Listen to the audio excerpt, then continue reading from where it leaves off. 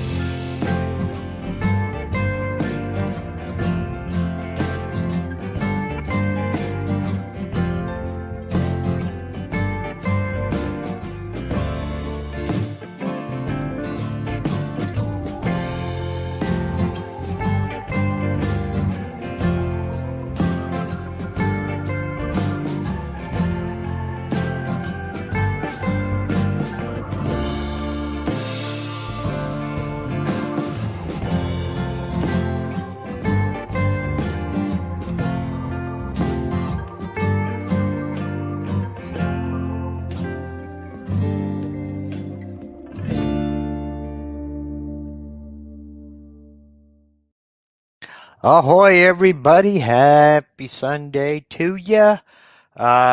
Special hello to all the folks who went to the Vectric user group meeting over the weekend. I'm still sick that I could not make it. Really, really wanted to be there, but it wasn't in the cards for this year. Here's hoping for next year. Well, we have an open Q&A today. Those of you who follow me on Facebook, on any of my social media, rather, you know that I actually got the Avid CNC carving a project the other day. Came out great. It's nothing for a video. In fact, I still have the auxiliary spoil board there. It was a two-sided project. One down, 33,000 to go. It was, I got to tell you, this thing is working beautifully, and I'm a happy guy right now. Now, if I can just make the time to get out here and actually cut on it a lot more, I'll be even happier. So, let's see. We have a couple of questions out here, and I'll get to them in just a second. But first, I wanted to say a big thank you to the sponsor of MarkLindsayCNC.com. That's Steve Nealon over at Harneal Media. I don't I don't praise him enough. Um, the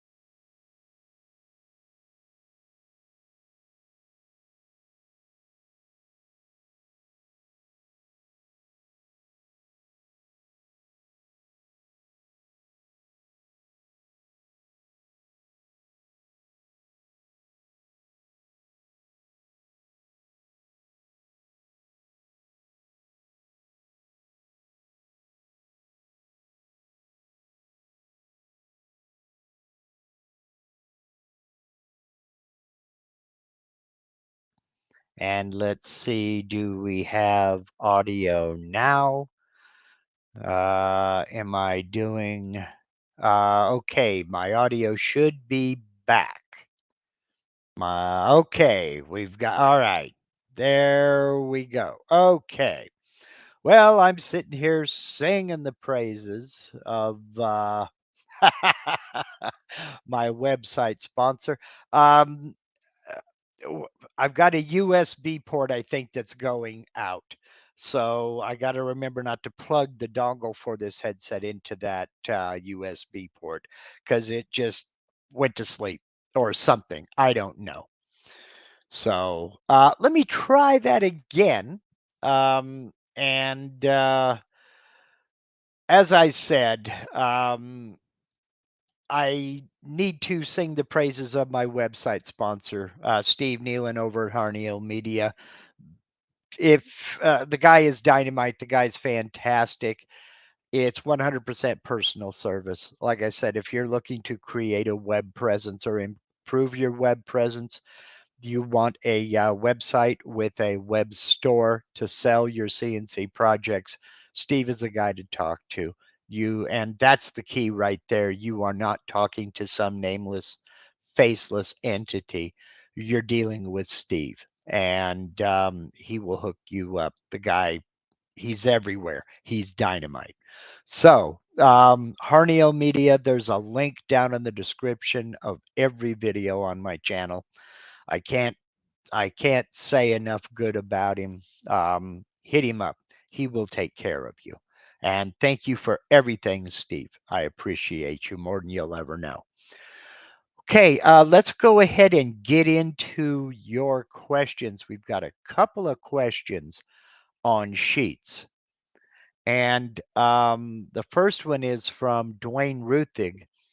Said he watched the video on sheets and he's splitting a project into 2 sheets. Since I already have the tool paths created, is there a way to move the tool paths to a new sheet along with the vectors? Not that I have found. You can very easily move the vectors to the sheet, but you'll have to recalculate new tool paths for it. And I've tried every way that I know how to attempt to copy or move those tool paths over to a new sheet, and there just isn't any way possible right now. Having said that, do go over and suggest it to Vectric. They take our suggestions very seriously, and that's where they come up with ideas for improvements on upgrades and updates, etc. So do suggest it, but as it sits right now, I can't think of any. I can't think of any way of copying or moving those tool paths over to a new sheet. So Ronald says I look blurry. Well, I haven't shaved. I don't know if that's got anything to do with it. Let's let it refocus and see if that's better. So, Gerard Cochran wants to know, how about Canadian customers? I think Steve handles everything and everybody. I may be wrong. Steve, speak up if you handle. But I'm almost positive Steve does take care of Canadian customers. I think you handle a few Canadian websites right now. So, okay. Not blurry here, light saturated. Well, let's try remembering to turn on my fill light and see if that helps any. I'm still playing around with lighting in here. I mean, I think I went overboard on the shop lighting. I need it for when I'm working, but it's not optimal for video. Okay, Steve says yes, he has websites worldwide, so Canada should be a piece of cake. In fact, I think you handle John Cousins' Would If I Could website. So I think. So yeah, he does handle Canadians. Okay, Canadian websites, that is. Okay, let's see here. We have another question on sheets. And that is from Jim Brown, wants to know, can you explain how to change sheet size in sheet 2 without changing sheet 1 size? Okay, yes, that's fairly simple. Let me go over to Aspire, share my screen here. And because of a couple of sheet questions, I went ahead and set up 2 sheets here. And they're both the same size. So if we go over here to the Sheets tab, they are both the same size, 12 by 12 in X and Y. This is in inches. And the same thickness in Z. So if I want to change the size of sheet 2, for example, I'll select sheet 2 and then come down here to edit. And when I click edit, it sends me into the edit sheet, which looks very much like job setup. And I can change it here to, let's say, 15 wide in X by 12, and let's make that 1/4 inch instead of 3/4 inches deep. And we'll click OK. Now it's saved that, and if we notice here, now sheet 2 is wider in X, and it's a thinner piece of material. So that is that's how you change the size of one sheet without affecting the other. If I'm, for instance, in sheet 2, and I come over here to job setup, you notice it says various up here and various down here. That's letting me know that I've got 2 different sizes going on the 2 different sheets. So if I enter a value up here, let's say, I don't know if I can now that I've changed it. If I go 15 and go 0.5 and click OK, it's going to change everything to the same size. So if you want to just change one sheet size, go into your Sheets tab, select that sheet, click Edit, and edit that particular sheet. And that would be the only one that you edit. So now sheet 1 is back to the 12 by 12 and 3/4 inch thick. Then I would have to come back down and edit that. Because that's the correct size, it's just not the correct thickness. Click OK. And there we are. We're back to where we were before I messed everything up. So that is how, Russell Faraday brings up an excellent point here. The fact that sheets can be different sizes and thicknesses might be why you can't move tool paths between them. That's an excellent point. I hadn't considered that. Still, there should be a way to copy that tool path and maybe have it throw up a warning that you would need to recalculate it to account for different sizes or a different thickness. But I think you may be onto something here, Russell. I think that might be what's going on. So let me go ahead and stop sharing that. And we'll get here. Let's see. This one is a quick one. What are your thoughts on GWizard calculator? Ever use it? No, I haven't. However, I do plan on starting.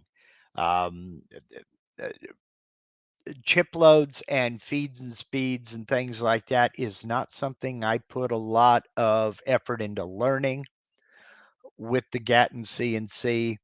But now with this one, that is something I want to explore a lot further. Mainly because I'm getting a lot more questions. So, okay, well, Richard Canton was asking, can you use toolpath templates between sheets? And looks like that's been answered out in the chat. Michael says, yes, you can use the template option. Now, as far as how to go about doing it, I've not done it. So I don't know if that toolpath template can be moved around. I don't know the procedure. I've not tried it yet. So I'll need to get in there and check it out and see how that's done. Now, RB Woodwork says you can copy tool paths between different size sheets. How are you doing that? Because I haven't found a way yet. So, maybe I need to close my mouth and go back to school on this, but I've yet to find the way to do it. So I do not, there's enough bad information on the internet. I don't want to add to it, but, if you have found a way, please share the wealth and let me know. So, let's see. Donald Harding asks a very difficult question. How do I take an outline and make it into a component in Aspire?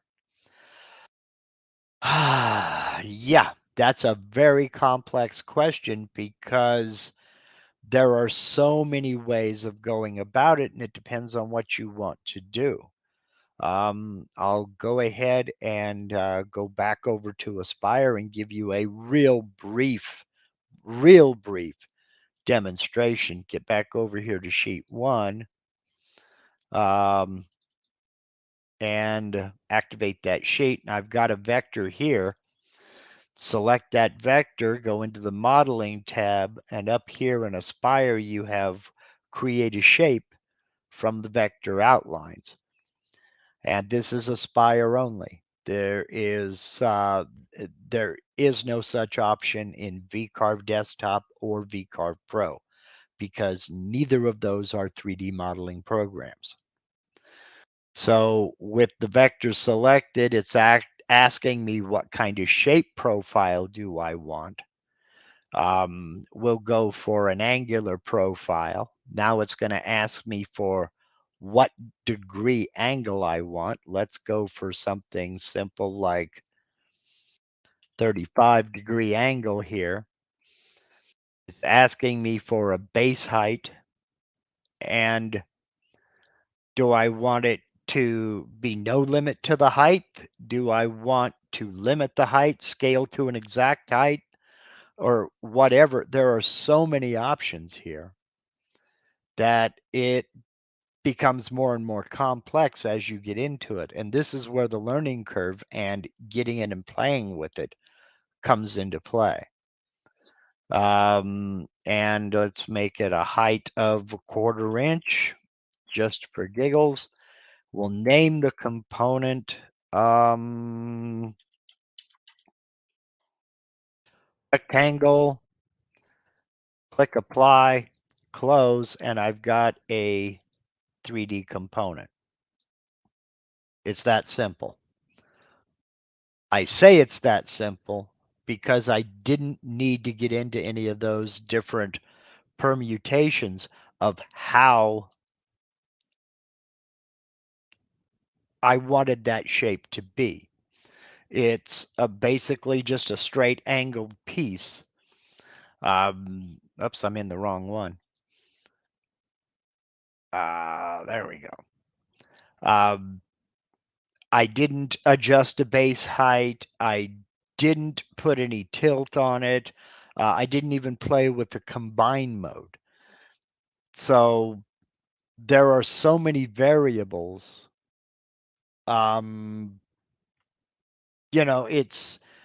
It's a complex question, but that's the gist of it. So let's see. Stop sharing now. You can go in any direction from there, basically. And that is a very, very tiny thumbnail sketch of the process. And that is just create the shape from those from that vector outline that you want to create a 3D component out of, and then work with it from there. There's also a lot more blending. There are two-way sweeps. I mean, this is a whole nother ball of wax. My first suggestion would be to head over to Michael Mazalik's YouTube channel, and there's a link already in the description below. See that, Michael? I'm adding them every time now.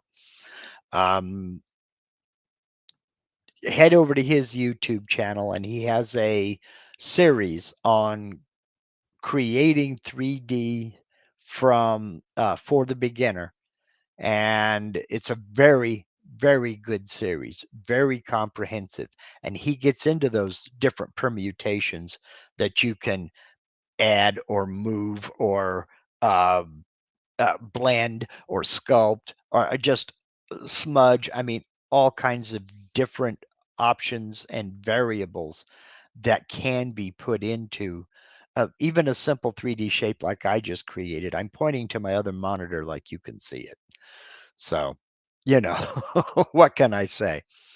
But yeah, head over to his channel and go through his videos and try to follow along with him as he creates these models. It takes work, it takes dedication. And it's another case of there is no replacement for experience. And the only way to get that experience is to do it. So if you start with something simple and move into the more complex shapes, eventually you will continue to play with it. It's, I mean, the sky really is the limit. So, okay. Let's see. Mike G wants to know, can you point me to a video or explain how to put a slope in the bottom of a pocket? I am still working on a video for that. You can use the fluting tool path to create a slope. The problem with the fluting tool path is I have not yet figured out how to create a uh, a profile pass to clean up after the fluting. I'll show you what I mean here. Let me go ahead and delete that 3D and come back over here into 2D. Now I'll share my screen. Whoops. Now I'll share my screen with you. And let's select this vector over here, go over and do a fluting toolpath. And I want to ramp over the complete length. I'll use a, just a, no, I'll stick with that ball nose. And I'm going to ramp over the length. Let's go 0.25. And I'll do a linear ramp. And let's calculate it. Now, let me preview it. And now you see how it did this. And this is just, well, I did it wrong. That's what happened. It ramped over the length of the vector. It didn't pocket it out. Let's reset that and go back. Let's go here. Ramp over complete length. Let's see. Man, let's see. Okay, man, it's been so long since I've used the fluting toolpath. That's not even how you do it. Let me. I need to flute between two vectors. Man, let me get in and play with this. I haven't fluted in so long. I forgot how to do it. This is another reason why I make videos, is because when I haven't done something in a year or two, I have to go back and look at the video and go, how did I do that? Oh, that's how I did that. Okay. So let me get into it, and I'll show next week. I'll revisit this. So, Tom wants to know, can the 3D objects you create be exported to STL format? In Aspire, yes, they can, but not in VCarve, a desktop or VCarve Pro. But yes, you can export into a STL. Let's see here. Try to catch up. Jim Brown wants to know, how do you use the Inlay tool using more than one sheet in VCarve Pro? Are you in reference to using the inlay, for instance, do the male on one sheet and the female on the other sheet?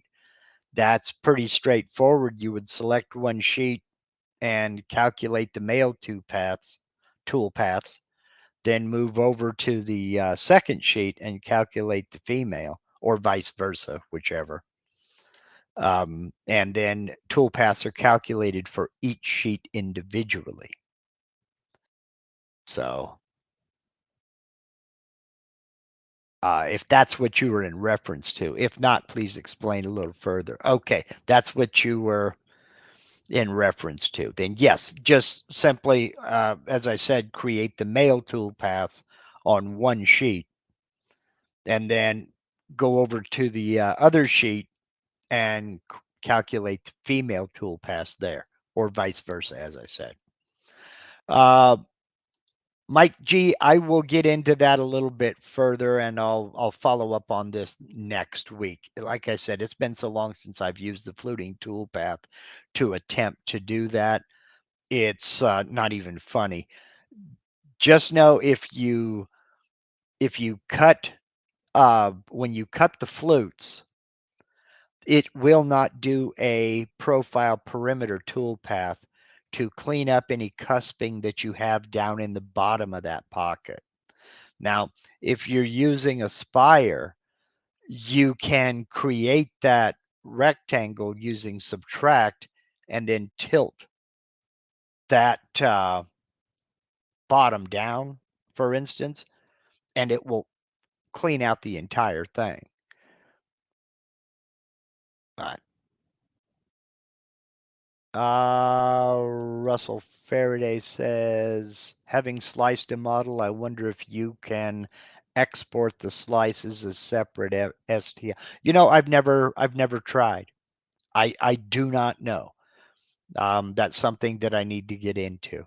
I have never sliced a model, and I have never tried to export the separate slices as separate STLs. Okay, Dwayne, thank you. Yeah, that's right. Cut juice grooves and cutting boards like you just did only create two vectors starting at the same corner and ending at a pocket across the board. Yeah, thank you. It's just been a while.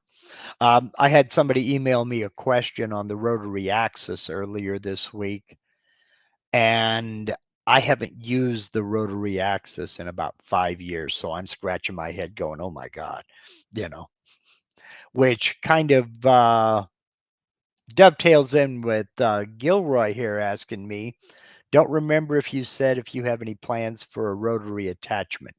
Right now, no. Right now, I don't have enough room for a rotary attachment, but never say never. Right at this particular moment, no, I don't have plans for a rotary, but never say never. So if I do, it'll be next year, believe me. So, and Michael Mazalik says, yes, you can export the slices as separate STLs. Okay, that's good to know. That's very good to know. So, all right. Oh man. Let's see here. Am I caught up on all the questions? Um, Now, having said that, Mike, I believe I did do a video on using the molding toolpath to create a sloped. I used the molding toolpath to carve a taper inside a hole. For instance, if you're carving out a cone in VCarve. So that may or may not help you, is using the molding toolpath.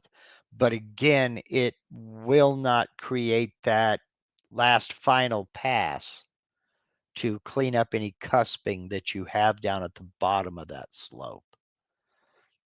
So, you know what? This is really gonna bug me now that I don't remember. Okay, let's see here. Brandon Moore wants to know, can you explain a little bit on your Home Depot bucket dust collection? Okay, that is just, and he's in reference to back here.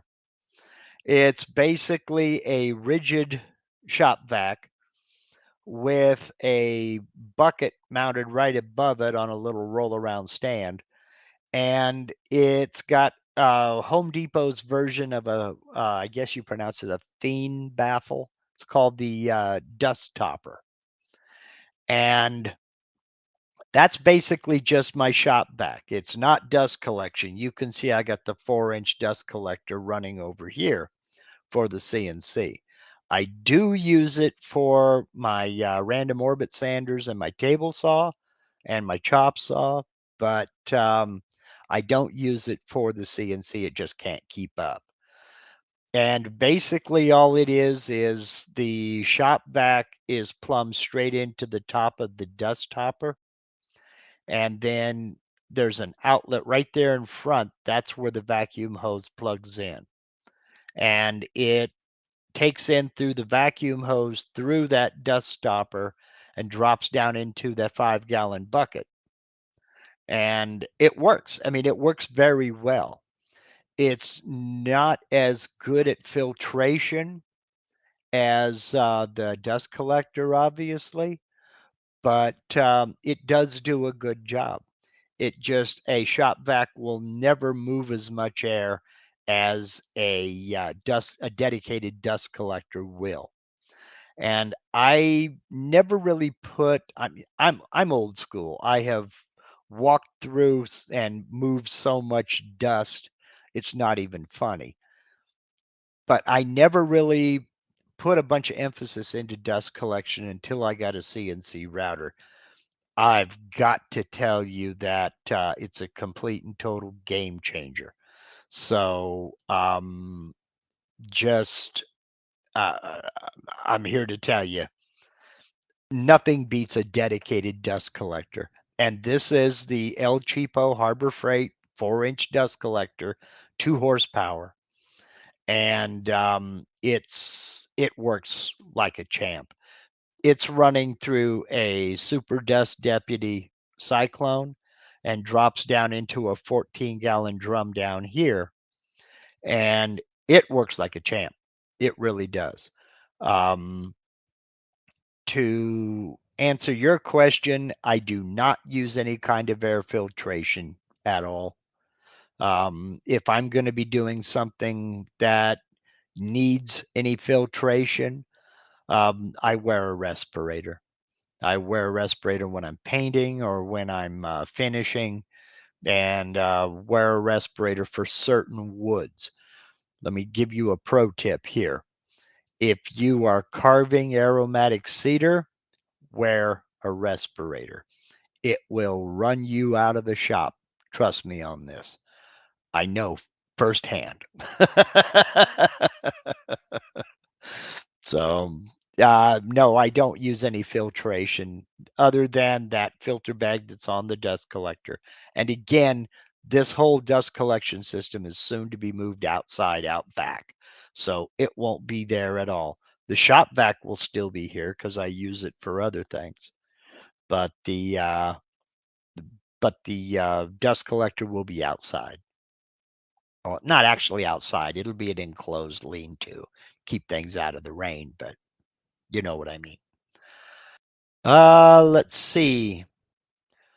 Butch McGraw says, I have lost my coordinates on my projects. Don't know how to get it back. Hope this makes sense.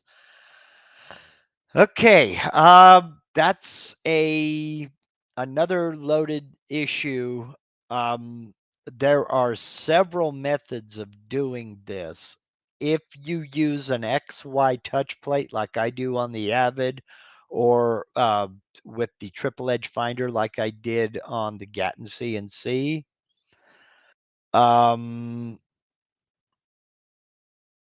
that was very easy. Probably the easiest way I've ever seen to do it is, I'll put a link in the description. Peter Pasuelo did a video titled, "What's the X for, dude?" And yeah, I know. I just wrote a note to myself. I will link that video down in the description of this as soon as we're done live. And basically what he did was at the very beginning of the project, he set his 0, then he moved the bit, a V bit, to a known point on the board, let's say 1 inch in from the left and 1 inch up from the bottom, and just kind of drove it down to where that bit touched and made a little indentation on his material, then drew an X around that indent point. Then if the worst had happened and he lost position, he could bring that VBIC back to that point, set its location, then he found his coordinates that way. Set its location in the X and Y, now knowing that it was 1 inch up from the bottom and 1 inch in from the left. It's a known point on the board that is not going to be carved away. That's a brief thumbnail of the process. Again, I will put a link down in the description of this video as soon as we're finished live here. But basically, it's all in preparation. Once you have lost it, it's very difficult to recover from it. Again, if you have a 3-way touch plate, it's easy. If you have a known reference point that you can start from, it's easy. If you don't, it's very, very difficult. About the best you can hope for is to get as close as humanly possible. It's very difficult to recover without a known reference point.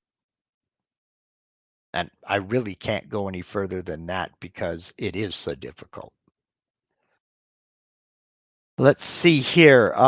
John Thompson says, say you want to do a 3D carve of a book page and put text on both sides. I know it's 2 sides.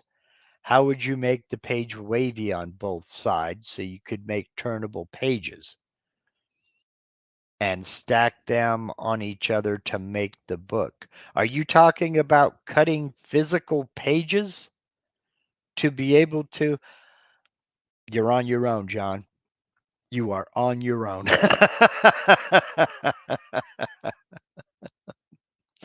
My opinion, if you're going to do something like that, start with veneer and don't cut anything, you know. Let's see. Let's see. Yeah, you are talking about making that. You're on your own. That is way, way, way above my pay grade. Let's see. Russell Faraday says stackable 2-sided pages is on my project list, so I think / hope it can be done. I've done a wavy flag both sides. I think it will be easier when I have a spire. Yes, it will be much easier when you have a spire. But when you're talking about wavy flags on both sides, you're talking about a little bit of thickness in there. If you're talking about making pages, it's going to have to be fairly thin. And now you have to start taking into account the depth of cut on your text, as well as how much material is left between. Because if you VCarve on one side, flip it over and VCarve on the other, are you going to go through? If you leave enough material that you can VCarve on both sides that you don't go through, is it still going to be a flippable page? There's a lot of variables to think about in that. So, I mean, yeah, and Michael Mazalika say one side is a positive model, the other side is a negative of the first model. Once you create one side, and I get what you're saying, once you've created one side, you can basically invert the other side, invert it to create the other side. So,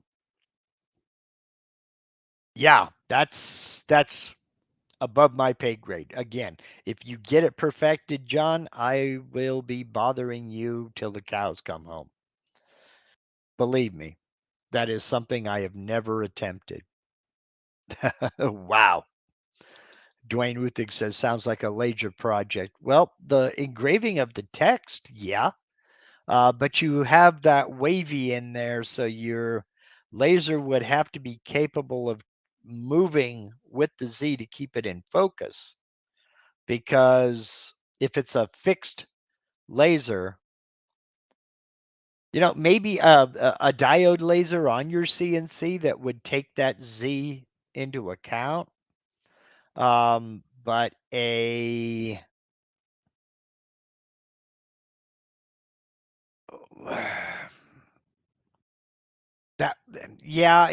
laser would have to move with the shape of the page.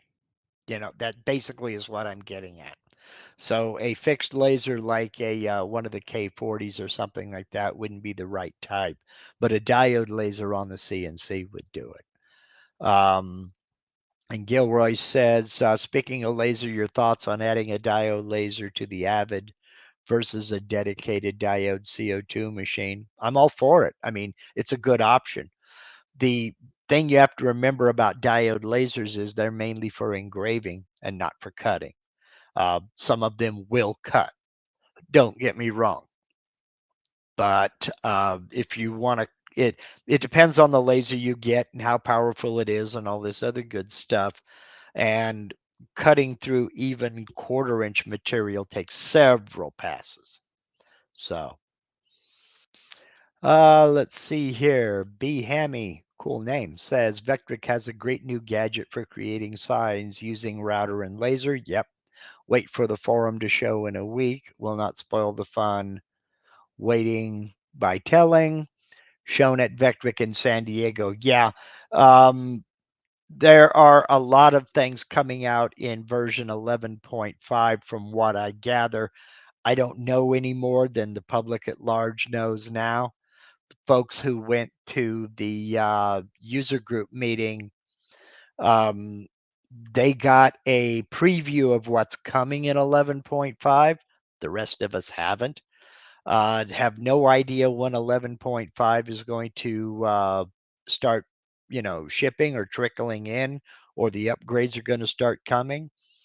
But when you start seeing promotions for, here's a sneak peek of this coming in version 11.5, it's usually within a couple weeks of the first sneak preview video you're seeing.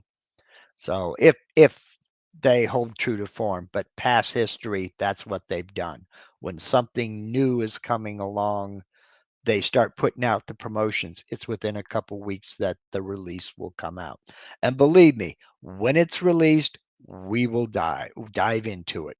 So And then that gives me a whole bunch more stuff to learn. So let's see here.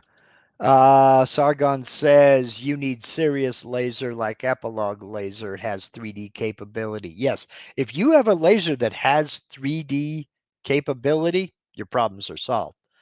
But um, generally speaking, I was talking about like the K40s.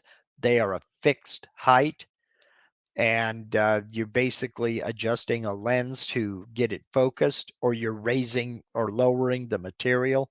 The laser itself is at a fixed height. That won't do it. It'll go out of focus with every wave of whatever you're trying to engrave. So Jim Brown says, I have burnt on a curve with a 7-watt laser. It does work. Yeah, I mean, it just so long as the laser has 3D capability, you know. So let's see. Russell says, I do like a challenge. That's good because it will be. It is interesting, but that's not something I've even thought about. So, I mean, you guys, the creativity of you folks, wow. Let's see.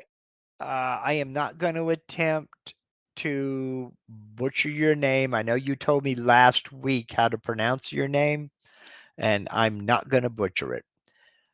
Wants to know, did I try CarveCo before? And if I did, what are the differences you've seen in comparison to Vectric? I have never tried CarveCo at all. When I got into CNC, I started with VCarve Pro.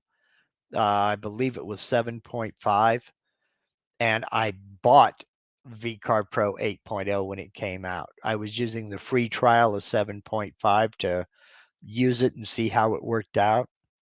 And when 8.0 came out, I bought version 8.0 and I've never looked back. I've not tried any other software. Then version 9, I upgraded to Aspire and have been with Aspire ever since.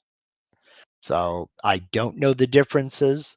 I don't know the benefits, the pros and cons versus VCarve or Aspire. Like I said, I bought version 8 of VCarve Pro and never looked back.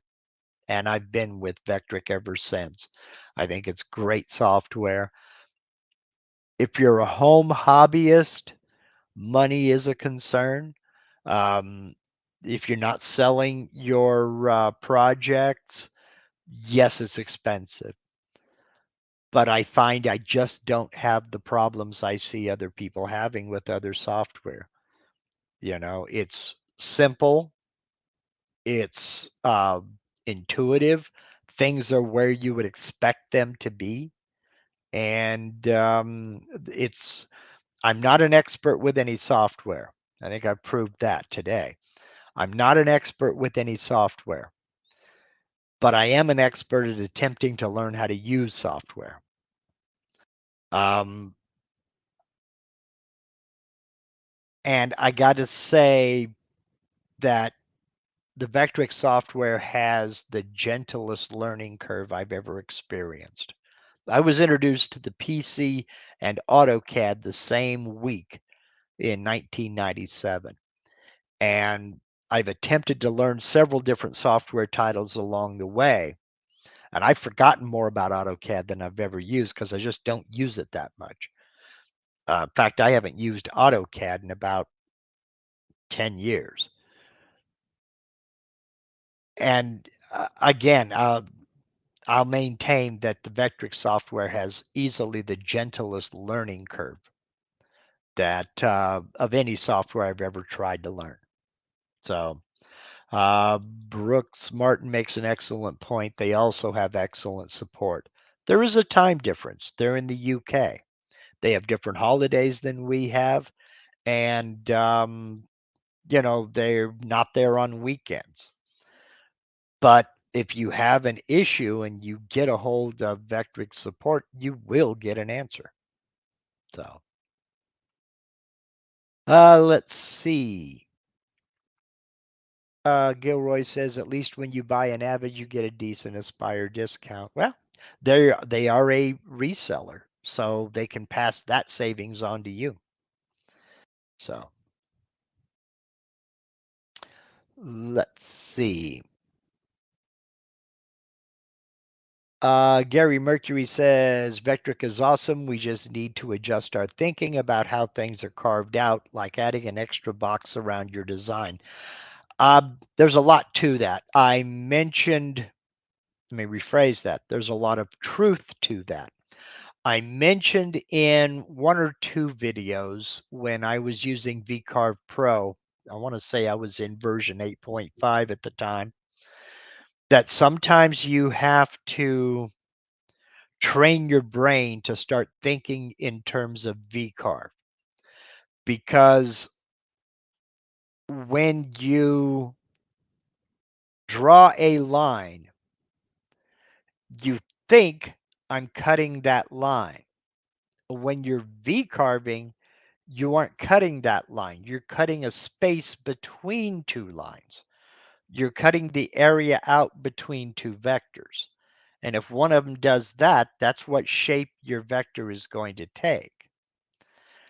So you're not cutting on one single vector.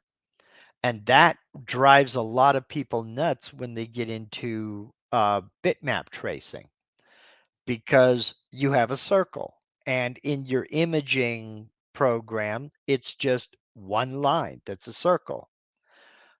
But you have to train your brain to think in terms of VCarve, that you have a vector on the inside of that circle and a vector on the outside of that circle. And the bit is going to remove all this area in between those circles. So that's what I mean by thinking in terms of VCarve. So that means kind of retraining your brain. And once you wrap your head around that concept, it becomes a breeze. And designs that used to take, a couple of hours to try to figure out now take 4 or 5 minutes, because you start to allow for that as you're designing and as you're drawing, or even bitmap tracing. So, okay, let's see. We're looking at getting close to the top of the hour. Does anybody have any further questions here? It seems to me Carve Code for 3D work is much easier, but I could be wrong. I have no experience. I really don't know. Now, Sargon also mentions that Carveco is subscription based, although you can pay for the package and not have a monthly subscription. You do have that option. And as he mentioned, if you stop subscribing, you don't have any software at all. So, you know, and Russell makes a good point. I don't like any software that you can only rent, not buy. Subscription is just another word for renting, in my humble opinion. Yeah, true, but Carve Code does give you the option to purchase. So there is that. Now, doing that, trying the subscription-based products, if you well, let's see, what's the best way to put it? If they don't offer a free trial, then maybe a 1-month subscription to check it out and see if you like it. Maybe that's the way to go. But if you have free trials available, I would say download the free trials and try them. You will soon find out which software you prefer, and I make that recommendation to everybody. If you're just getting into this and you're not sure which software you want to use, Download all of the free trials, get into the tutorials, and design a couple of projects in all of them. I mean, design the same project in CarveCo versus VCarve Pro versus Fusion 360. Design the same project in all three of those free trials. You will quickly figure out which one you like and which one you don't. You know, it, everybody's workflow is different and everybody is different. So,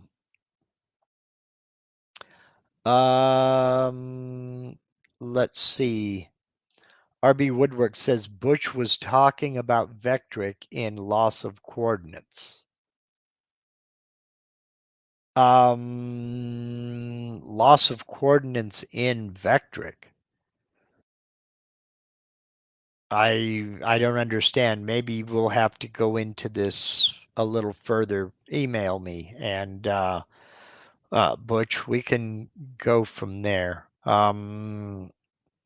I don't know how you lose coordinates in Vectric because you have everything right there. Okay. Let's see here. But with Vectric, do you have life-free updates? Not lifetime, no. It is because updates and upgrades are two different things. Version 10 is as different from version 11 as I mean, they're two completely different programs. Yes, all the old stuff is still there, but a lot of times it's completely re-engineered.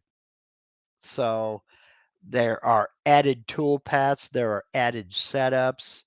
If you go back and look at version 8 of VCarve and look at version 11, they're two different programs. A lot of things were engineered in, and a lot of things were taken out. Different methods of calculating tool paths, and I'm talking about under the hood, down in the nuts and bolts of the software. So it's a completely different re-engineered piece of software. There is a in family, meaning version 11. I have version 11. When 11.5 comes out, that upgrade is free. Every update to version 11.0 is free. Version 11.5 is an upgrade, but it's within the version 11 family. It's free. Version 12, there will be a fee to upgrade to that. So that answers that. But it's not huge. In VCarve, I believe I hesitate to quote prices. Last time when I upgraded, it was $175. But you make that up on your first project. Let's see. Quick question from someone just starting out. When I set my XYZ, then home the machine, when I return to XYZ, it's about 1 to 2 millimeter out on each axis. You should home your machine first. That should be the first thing you do. Then set your XYZ 0. If it is still out, calibrate your axes. In fact, I've got to calibrate this. I think it's good, but I just want to calibrate to verify. And check with either your machine manufacturer or check with the software publisher. If you're using something like Mach 3, Mach 4, UCC&C, Universal G-Code Sender, whatever you're using, check with them on how to calibrate your software or your machine. That way you make sure when you tell it to move 30 millimeters, it's actually moving 30 millimeters and not 31 or 29. And that's machine calibration. Before you do any of that, though, always, always, always check the mechanical first. Make sure that all your couplers are tight, all your belts are tight, everything. and then mark them. I used whiteout, just typewriter correcting fluid. Just put a little drop on the motor shaft and the face of the coupler, and on the lead screw or ball screw and the face of the coupler. That way you can tell at a glance if something moved, those marks will not line up. So you know something slipped. I mean, you can't eyeball and look at it and say, "No, it looks good to me." Well, how do you know that something hasn't slipped if there's not an index mark there? So for those of you who want to make friends and influence people, those are known as slippage marks. And it's a quick way to zero in on a coupler that has slipped.